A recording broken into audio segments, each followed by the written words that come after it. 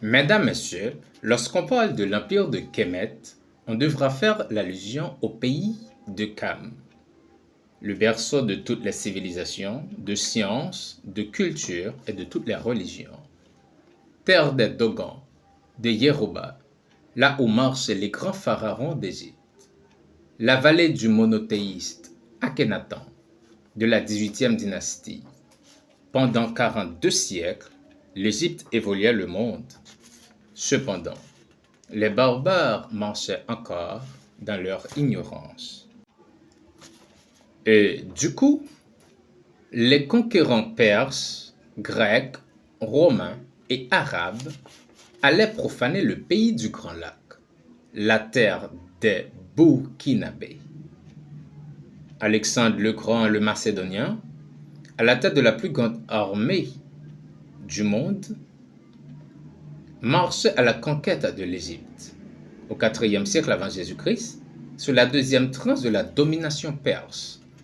Et sur les ailes du triomphe de sa grande victoire, Alexandre le Macédonien fondait la ville d'Alexandrie, ce qui était le premier signe de la disparition totale de l'Égypte pharaonique. Puis, 3 siècles plus tard, sous l'ancien empire lagide, soit en l'an 30 avant notre ère, l'Égypte est annexée par Rome. Cependant, en 59 avant Jésus-Christ, le berceau de toutes les civilisations, de cultures, de toutes les sciences et de toutes les religions, a été en fait un protectorat romain, jusqu'au 7e siècle avant Jésus-Christ, où les conquérants musulmans entraient en Égypte et esclavisaient le peuple de manière flagrante. Puis, au 15e siècle après Jésus-Christ, ce système esclavagiste est devenu universel. Un commerce à ciel ouvert organisé par les pays de l'Occident, tels que le Portugal, l'Espagne, la France et l'Angleterre. Une manœuvre monstrueuse qui générait de richesses colossales aux colons occidentaux.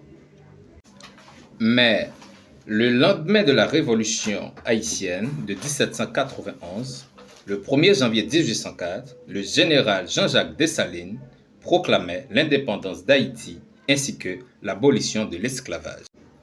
Et la défaite qu'infligeaient les nègres aux colons blancs ne resterait pas impunie.